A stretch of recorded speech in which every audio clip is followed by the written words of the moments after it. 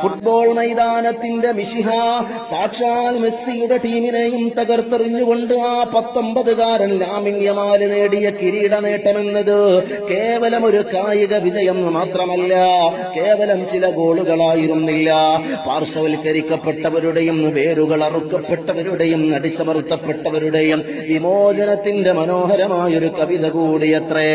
ലോകത്തിന്റെ നെഞ്ചിടിപ്പിന്റെ താളത്തെ നിയന്ത്രിക്കുന്ന പുൽമൈതാനത്തിന്റെ നടുത്തളത്തില് വേരറുക്കപ്പെട്ട ജനതയായ ഫലസ്തീനിന്റെ പതാക കയ്യിലേന്തി ആ 19കാരൻ ലാമിൻ യമാല് ലോക ജനതയ്ക്ക് മുന്നിൽ കാഴ്ചവെച്ചത് പ്രതിരോധത്തിന്റെ ഉദാത്തമായൊരു സാക്ഷ്യമാണ്. അടിച്ചമർത്തലുകൾക്കും വംശീയതയ്ക്കുമെതിരെ മഹ്മൂദ് ദർവിഷിനെ പോലെയുള്ള എഴുത്തുകാർ സാഹിത്യത്തിൽ പേന കൊണ്ട് ചെയ്ത അതേ ധീരമായ വിപ്ലവത്തെയാണ് ലാമിൻ യമാല് തന്റെ കാൽപാദങ്ങൾ കൊണ്ട് അടയാളപ്പെടുത്തുന്നത്. മർദിത പീഡിത ജനതകൾക്ക് വേണ്ടി കാലം ഇന്നോളം ഒരു ഗോൾ വലയും കിളിങ്ങിയിട്ടില്ലെങ്കിൽ കാലം ഇതിനെ അടയാളപ്പെടുത്തട്ടെ.